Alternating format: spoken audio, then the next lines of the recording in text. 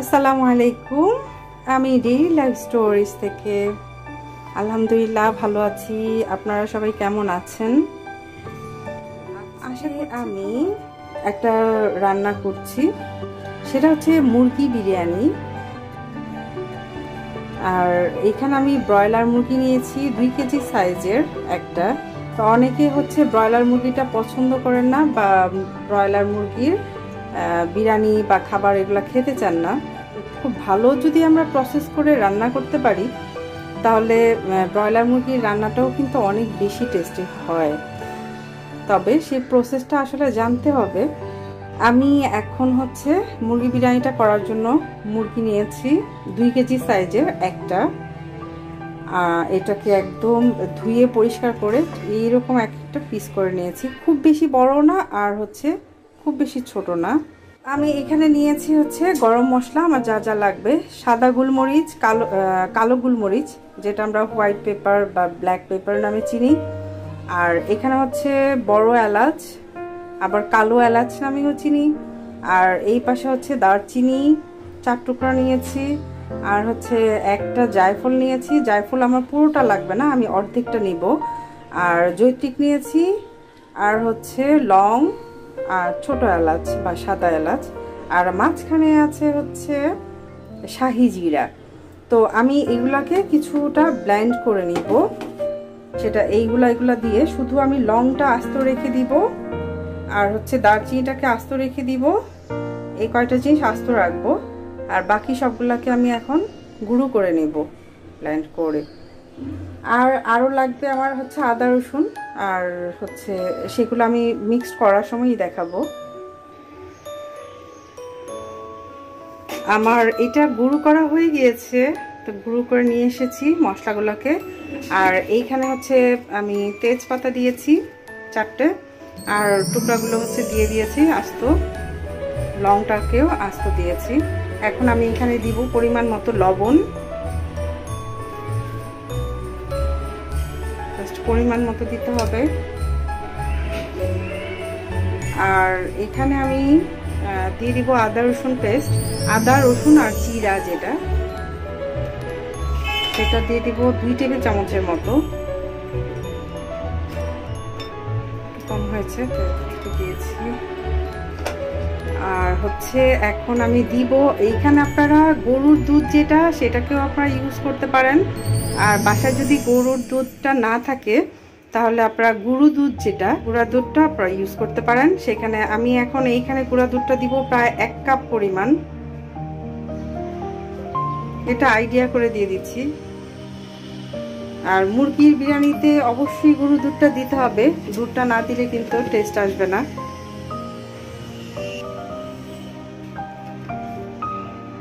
আর দিব এখানে হচ্ছে ধনে গুঁড়া হাফ চা চামচের মতো।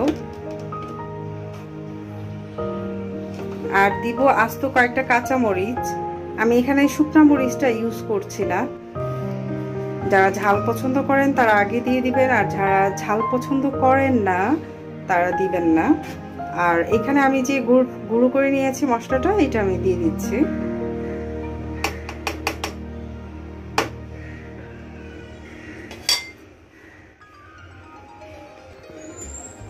আর আমার লাগবে হচ্ছে কেওড়া জল, রিগার্ডের যেটা, এটার ফ্লেভারটা অনেক ভালো। আর এটা রিগার্ডের হচ্ছে আমি নিয়েছি কেওড়া জল, আর হচ্ছে রোজ ওয়াটার যেটা গোলাপ জল, এটা খাবারের, এটাও রিগার্ডের, এটা অর্গানিক এবং এটা খুব ভালো, এটা ফ্লেভারটাও ভালো। এটা হয়তো কাছাকাছি দোকানে না পাওয়া গেলেও আপনারা সুপার শপগুলোতে পেয়ে যাবেন। আমি সুপার শপ থেকে এনেছি। তো আমি এখানে মোটামুটি 2 চা চামচের মতো দিয়েছি গোলাপ জল। আর কেওড়া জলটাও আমি দিয়ে দিব 1 টেবিল চামচের মতো দিয়েছি। এখন হচ্ছে আমি পেঁয়াজ ব্লেন্ড করে নিয়েছি, এটা দিয়ে দিব। এটা হচ্ছে আমার মশলাটাকে ঘন করবে, মূল মশলা হচ্ছে এইটা। এটা আপনারা যদি ধরে রাখেন যে আমরা একটু ঘন মশলাটা পছন্দ করি তাহলে একটু বেশি পরিমাণে দিবেন। আর যদি হচ্ছে ঘন পছন্দ না করেন তাহলে একটু কম পরিমাণে দিবেন। এখানে আমি নিয়েছি বড় পেঁয়াজ 4-5টার মতো। এটাকে যেহেতু আমি পানি দিয়ে ব্লেন্ড করেছি এজন্য অনেকটা বেড়ে গিয়েছে। আমি এখানে কাজু নিয়েছি, আলমন্ড নিয়েছি আর হচ্ছে কিশমিশ নিয়েছি এইগুলা। তো কিশমিশটা একটু বেশি পরিমাণে দিয়েছি আর বাদামটা এর চেয়ে খুব বেশি দিব না, তাহলে শুধু বাদামের ফ্লেভারটাই পাওয়া যাবে, আর কোনো ফ্লেভার পাওয়া যাবে না। এইগুলাকে আমি ব্লেন্ড করে নিচ্ছি। আপনারা পাটায় পিষিয়েও নিতে পারেন, আবার ব্লেন্ড করেও নিতে পারেন।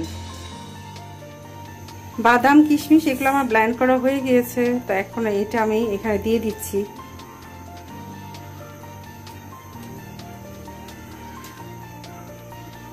আমার আর এক্সট্রা পানি লাগবে না, কারণ হচ্ছে ব্লেন্ড করতে গিয়ে আমার পানি ইউজ করতে হচ্ছে, আর মাংস থেকেও আরো পানি বের হবে। কিশমিশ আর বাদাম এগুলো দিয়ে ভালো করে হচ্ছে ম্যারিনেট করে নিয়েছি।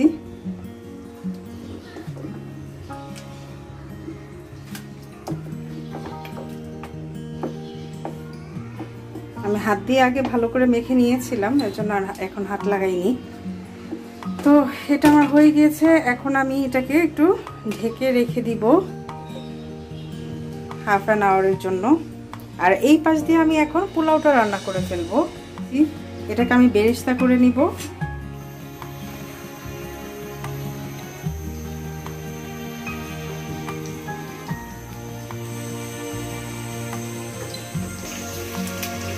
এই মাংসটা মাখানোর পর সব মশলা দিয়ে যে ফ্লেভারটা বের হয়েছে, এই ফ্লেভারটা যদি আমি আপনাদেরকে কোনোভাবে বোঝাতে পারতাম, আমি খুব মিস করছি যেহেতু আপনাদেরকে এটা বোঝাতে পারছি না।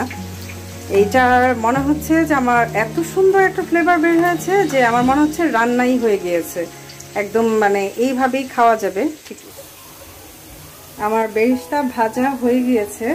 তো এখন আমি এখান থেকে কিছুটা বেরেস্তা এইটার মধ্যে দিব।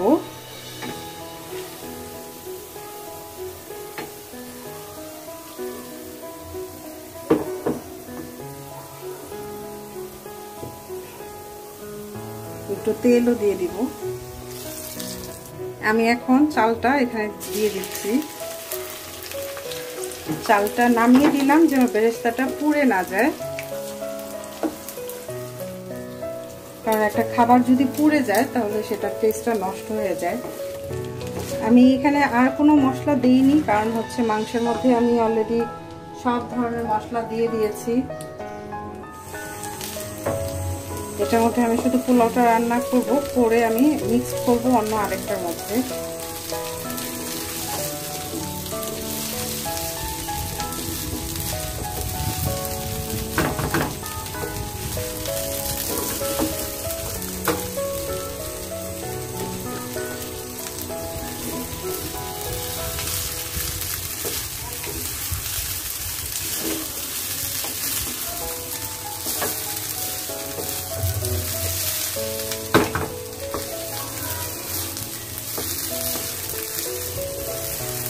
আমরা যদি নন স্টিক প্যানে রান্না করি তাহলে হচ্ছে তেলটা খুব একটা বেশি লাগবে না, অল্প তেল দিয়েও রান্না করা যায়।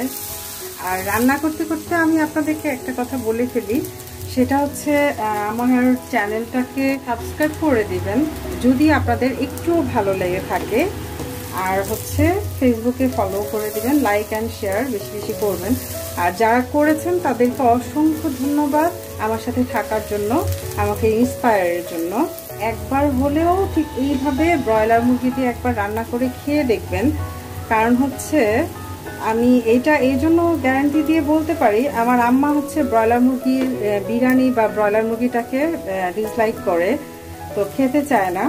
তো আম্মাকে আমি ঠিক এইভাবে রান্না করে একদিন জোর করে একটু খাইয়েছিলাম, তারপর থেকে আম্মা বলে যে হ্যাঁ মানে খুবই টেস্টি, খুবই। কিন্তু আমি ঠিক এই প্রসেসে রান্না করে আম্মুকে খাইয়েছিলাম, তো আমার খুব ভালো লেগেছে। আর আমিও আশা করছি আপনাদের খুবই ভালো লাগবে এবং রান্না করে খাবেন, আর প্লিজ আমাকে জানাবেন যে আপনাদের কেমন লেগেছে। আমি এখানে এখন পানি দিয়ে দিচ্ছি। আমি আমার হাতে যে গ্লাসটা আপনারা দেখতে পাচ্ছেন, এই গ্লাস দিয়েই হচ্ছে চাল দিয়েছিলাম, তো সেই জন্য আমি এই গ্লাস দিয়েই পানিটা দিব। আমি চাল দিয়েছি হচ্ছে 4 গ্লাস, আর আমি ঠান্ডা পানিটাই দিচ্ছি। আপনারা যদি চান গরম করে গরমটাও দিতে পারেন।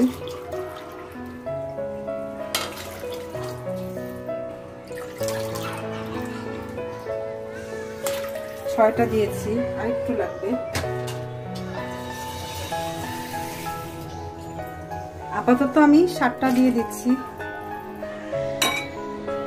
আপনারা ইচ্ছে করলে ডাবলও দিতে পারেন, কারণ আমি ডাবল কেন দিচ্ছি না, এক হচ্ছে আমি ঝরঝরাটা খুব বেশি পছন্দ করি, আর হচ্ছে এইখানে মুরগি থেকে আবার একটা হালকা ইয়ে থাকবে, একটু ঝোল থাকবে, কারণ অতটা ড্রাই করা সম্ভব হবে না, কারণ এখানে অনেক মশলা ইউজ করেছি। এগুলাকে ড্রাই করতে গেলে নিচ দিয়ে পুড়ে যাবে মাংসটা, সেজন্য আমি এখানে একটু কম দিব, জাস্ট চালটা যেন শুধু ফুটে আসে, বাস এতটুকুই, কিন্তু একদম ঝরঝরা থাকবে। এখন আমি এখানে লবণ দিয়ে দিব।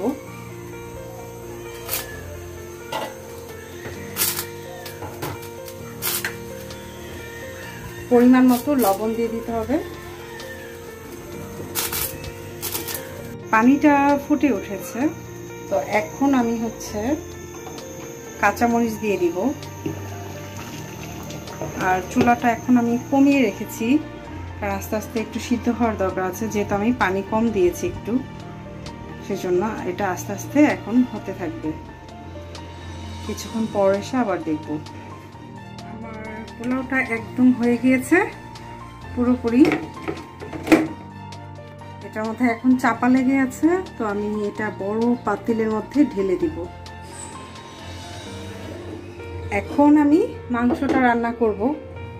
হাফ অ্যান আওয়ারের চেয়ে একটু বেশি হয়েছে, রেখে দিয়েছিলাম।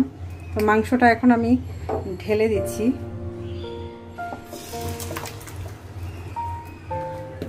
আমাকে এখানে আর এক্সট্রা পানি দিতে হবে না, কারণ এটার মধ্যে যথেষ্ট পানি আছে, আর মাংস থেকে আরো পানি বের হবে। এটাকে আমি এখন ঢেকে দিচ্ছি। আর আপনাদেরকে আজকে একটা টিপস দিব, সেটা যে কোনো খাবার যদি এটার ফ্লেভারটা ধরে রাখতে চাই, তাহলে এটা ফুটে ওঠার আগ পর্যন্ত এটাকে ঢেকে রাখতে হবে, তাহলে ওটার ফ্লেভারটা এটার মধ্যে থেকে যাবে। আর যদি যেমন মশলাযুক্ত খাবার, যেমন ছোট মাছ অনেক সময় আমরা মেখে তারপরে হচ্ছে চুলায় দিয়ে দিই, ওইভাবে যদি দিই, তাহলে আমরা যদি ওটাকে ঢেকে দিই, তাহলে হলুদের গন্ধটা থেকে যায়। আর যদি ওপেন রেখে আমরা হচ্ছে এটাকে ফুটে ওঠা পর্যন্ত অপেক্ষা করি, তাহলে মশলার গন্ধটা থাকবে না। এটাকে নেড়ে দিয়েছি, বারবার এটাকে নাড়তে হবে, না হলে একদমই ঘন মশলা এটা লেগে যাবে। আর চুলাটা হচ্ছে হালকা আঁচে রেখে দিতে হবে, কম আঁচে আমি চুলাটা রেখেছি। তারপর এটাকে আস্তে আস্তে একটু সেদ্ধ করে নিচ্ছি। সিদ্ধ হয়ে এসছে।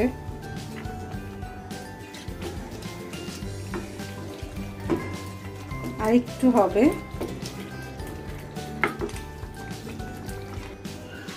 আমি এখানে এক্সট্রা কোনো চিনি দেইনি, কারণ হচ্ছে আমি অনেকগুলা কিশমিশ দিয়েছিলাম, আর সেই কিশমিশের থেকে যে মিষ্টিটা বের হয়েছে ওই মিষ্টিতেই আমার অনেকটা হয়ে গিয়েছে। আর এর চেয়ে বেশি মিষ্টি যদি আমি করি, তাহলে এটা খেতে ভালো লাগবে না।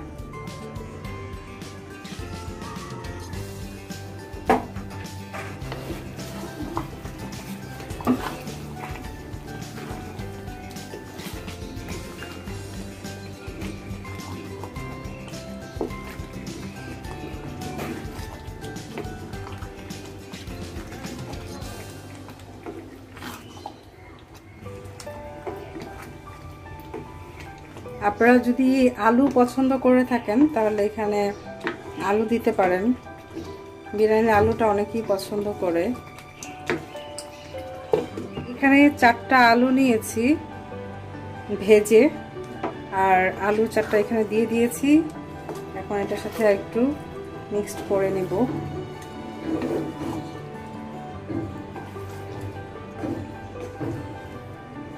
আপনারা যদি আলু দিতে চান, এইভাবে ভেজে তারপর দিয়ে দিবেন। 1-1.5 মিনিটের মতো একটু সিদ্ধ করে নেব, তারপর আমি মিক্সড করে ফেলব। আবার একটু দেখে নিচ্ছি, কারণ এটাকে বারবার নেড়ে দিতে হয়। আমি বারবারই বলছি, যেহেতু এটা ঘন মশলা, আমরা যদি বারবার এটাকে না নেড়ে দিই তাহলে কিন্তু মশলাটা পুড়ে যাবে, নিচ দিয়ে লেগে যাবে। অবশ্যই এটাকে বারবার নেড়ে দিতে হবে।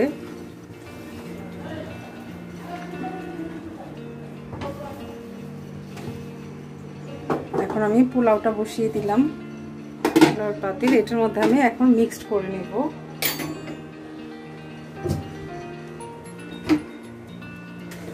আমি এখন ঘি দিয়ে দিব।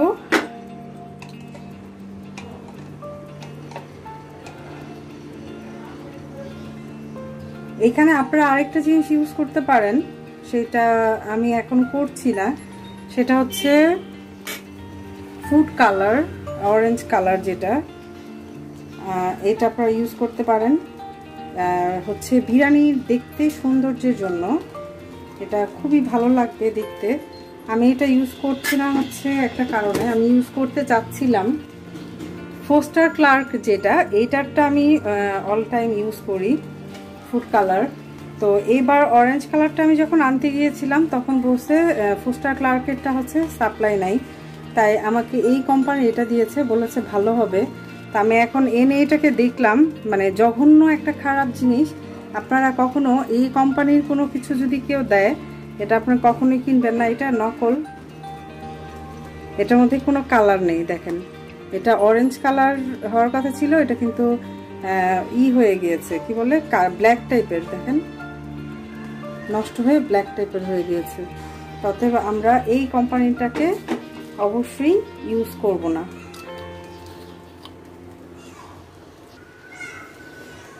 আমি এখন বিরিয়ানিটাকে একটু মিক্সড করে নেব। আগে অল্প একটু ঢালবো, পুরোটা না, অর্ধেকটা ঢেলেছি আমি।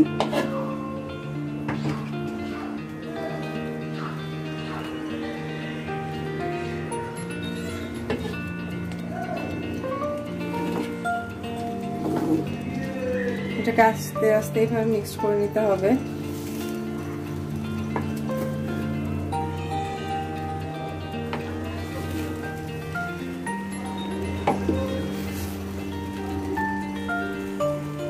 আমি চুলাটাকে কিন্তু একদমই লো আঁচে রেখেছি।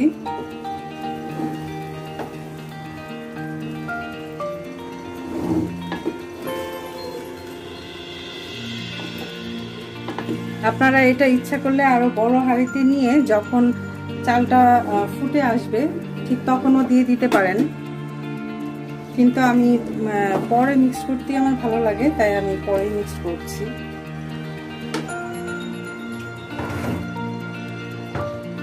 এখন বাকিটাও দিয়ে দিব।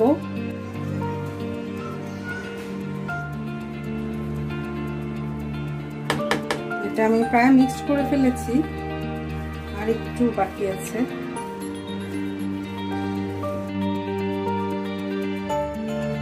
আপনারা ঠিক এইভাবে করে খাবেন আর ভালো থাকবেন। খুব বেশি আমার জন্য দোয়া করবেন আর ডেইলি লাইফ স্টোরিজের সাথে থাকবেন। আল্লাহ হাফেজ, বাই বাই।